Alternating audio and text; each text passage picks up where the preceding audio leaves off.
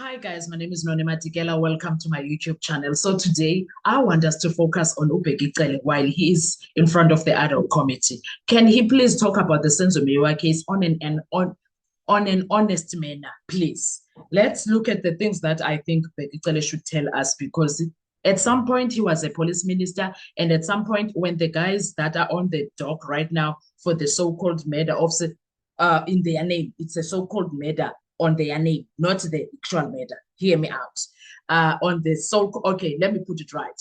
The so-called charges of them being part of the murder of Senzo Meyiwa case. Okay, the 5 accused. Now, I want him to tell us details when it comes to that. This is what happened back in 2020. Let's get through that. Then I'll tell you why I wish Bheki Cele 2020 announced the arrest of the 5 men, 5 individuals in connection with the 2014 murder of Senzo Meyiwa, the former Bafana Bafana and Orlando Pirates goalkeeper.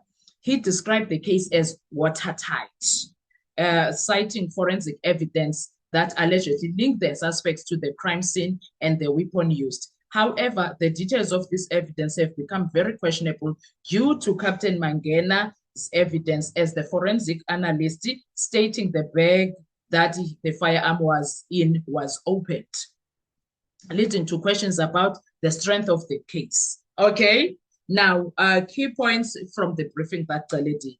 5 men were arrested between 8 and 10 a.m. in KwaZulu-Natal and Gauteng provinces. What he failed to tell us is that the person that was arrested KwaZulu-Natal was already in jail for other crimes. That's accused number 5. The second thing, when he speaks about the people that were in Gauteng, the person that was the first accused that was arrested was in Tembisa when he was found. Who true, that one was in Gauteng. The second person that was accused was in Northwest Province and in Rustenburg working as a miner there. He was digging gold or diamond, whatever that is being digged there. That was in Rustenburg. He failed to mention this. And the third person that was arrested for the Senzo Meyiwa case was accused number 3, who was currently serving a sentence for a different matter in prison. Okay, and then the 4th person was also in prison serving for something else when he got arrested. The 5th person, which was arrested in KwaZulu-Natal, was also in prison serving for something else. And now Ubheki Cele did not differentiate all these things. He spoke as if these people were randomly picked up from the street. That was the understanding. All to find out, no, the 3, 4, and 5 were already in jail. 1 was not in jail, and 2 was in Northwest Province. That's something that he failed to describe or explain further and thoroughly as it was. All right.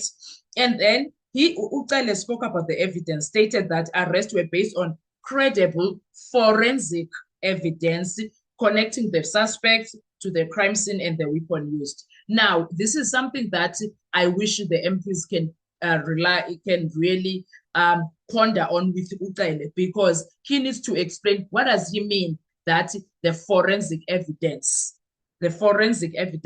was linking the accused. Because first things first, the statement that was written said that the bag that the so-called weapon was found inside, it was found opened. So meaning that there's a broken chain of evidence that chances are there was a swapping that happened there, etc. So why didn't he tell the country that there were shady things that were happening when it comes to the case itself that they were trying to bring to the accused herds? All right. And then he also, what else did he? Yeah. And then the confidence that he had on the case. He needs to explain why was he confident about the case. Both Cele and National Commissioner Kehla Stole expressed confidence in the case, describing it as watertight. They need to explain what do they mean as watertight, because currently when we are listening to the evidence, we are seeing what we are seeing is a manufactured evidence against the accused. There is nothing that is citing watertight. There is nothing. So who explained what exactly to them? Saying what? We need to understand that. And then the investigation now. The arrest followed a multidisciplinary integrated approach, working closely with Directorate of Public Prosecutions. Now, he needs to explain to us the discussion that was had regarding the case and the evidence that was there. Who sat in those meetings and what was said regarding the so-called evidence and the discussions, and how did the prosecuting agents came with arrest these five? We need to understand that. While Minister Cele was met with optimism, the lack of transparency regarding the forensic evidence and developments in the trial had led to skepticism about the strength of the case. The public and the Meyiwa continued to seek clarity and justice in the high-profile murder case. Exactly. That's what we need, because we are very much seeing a lot of things that are not making sense.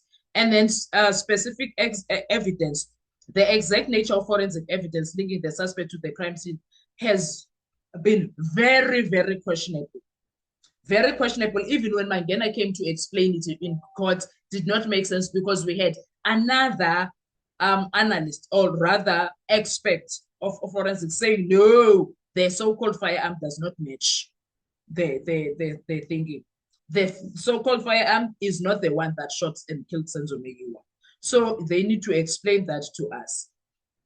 The other thing, the role of Kelly Khumalo. There has been speculations about the involvement of Kelly Khumalo, who was present at the scene, but no official statements have confirmed her arrest, since she was allegedly pointed as the mastermind. Now, this is something that he needs to explain. How did the investigation go to get that Kelly Khumalo is so-called mastermind, yet when the accused got arrested, Kelly Khumalo was not part of them?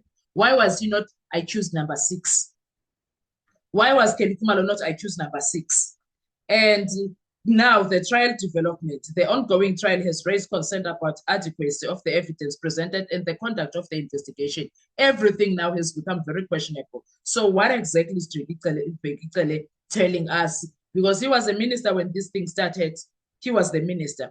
So I want him to tell us, what did he do about the entire investigation when he was told about us? He needs to explain those things. Some of the questions that I think he needs to be asked, Minister Cele, General Cele, did you do any briefings with the Meyiwa family regarding the arrested people? What was the outcome of that briefing? And also, Minister Cele, initially the Meyiwas told us that that they told, in fact, that the country about Tumelo Madlalo, who made a call to one of the Meyiwa family members and told them that Senzo Meyiwa was shot, and was accidentally shot and killed by Zandi's boyfriend. At the time, he didn't even know the Zandi's boyfriend's name. As Senzo was trying to separate a fight between them. Longwetwala, who is, so how did now the story change from being accidentally shot by Longwetwala to becoming an orchestrated murder? Those are the questions that I think Ubheki Cele needs to be asked. He needs to explain to the parliament, how did we got to where we are? What was the explanation to him regarding all of that? The story was boyfriend Kazanti, then the story was orchestrated murder. He needs to explain all of that. And also, did he ask questions about that entire? He needed to know. At some point, we were hearing on the media, Longwetwala is the one. What happened to that? And everybody knew Chiko's son being the one that killed Senzo from social media, also, of course. Then how did that story change? If Kelly Khumalo indeed was hired people to murder Senzo, why is she not arrested? She was pointed out as the mastermind, so why is she not arrested? Ubheki Cele needs to make that make sense. And also regarding the evolving narrative of the murder itself, he needs to make it make sense. Says, no, you know where I'm sitting, those guys have nothing to do with the crime. And he must stop with the hate of accused number 5. It sounds, because every time he speaks, he will mention accused number 5 as if he hates him or something. I'm not saying he does, but he needs to explain it to us, what's going on there. Initially, Mosi, we know that the account was that Zandile's boyfriend Longwetwala is the one that shot and killed Senzo. Now, it shifted a narrative over time. The story evolved and the allegations suggested that Kelly Khumalo orchestrated the murder. And this in January 2024, it was revealed in court by Brigadier Gininda, exposing that or telling us that the two arrested suspects, accused 1 and 2, via so-called confessions, appointed at Kelly Khumalo that he ordered a hit on Senzo Meyiwa. We need to understand the reasoning behind the so-called hit. What did they find? So despite those allegations, Kelly Khumalo is still not arrested. The reasons for this are not entirely clear. Why Kelly Khumalo is not arrested? Did they find any evidence that says Kelly Khumalo contacted the accused? Because the one that is in the courtroom is not it. Vodacom said no numbers that belong to Fiso Kuhle contacted Kelly Khumalo, nor did Kelly Khumalo's numbers contact Fiso Kuhle. Do you understand? So we want to understand her role in the orchestration. What was this really orchestrated, or they are making us smoke something that is not there? So the entire situation is complex with conflicting accounts and ongoing legal proceedings that are not made sure. And the Meyiwa family continues to seek justice and clarity regarding the circumstances of Senzo Meyiwa's death. So we need to understand all of those things.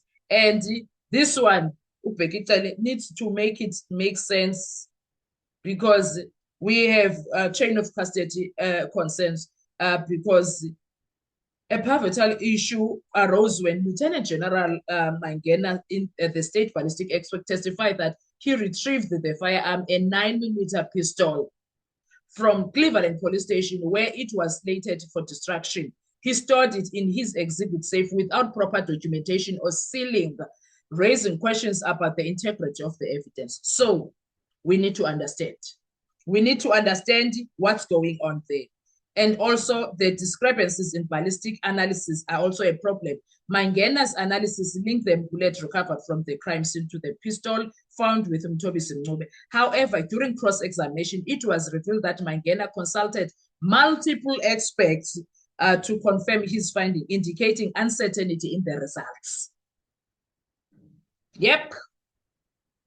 Alternative theories and weapon identification. Defense attorneys have challenged the state's assertion that a 9mm pistol was used in the matter.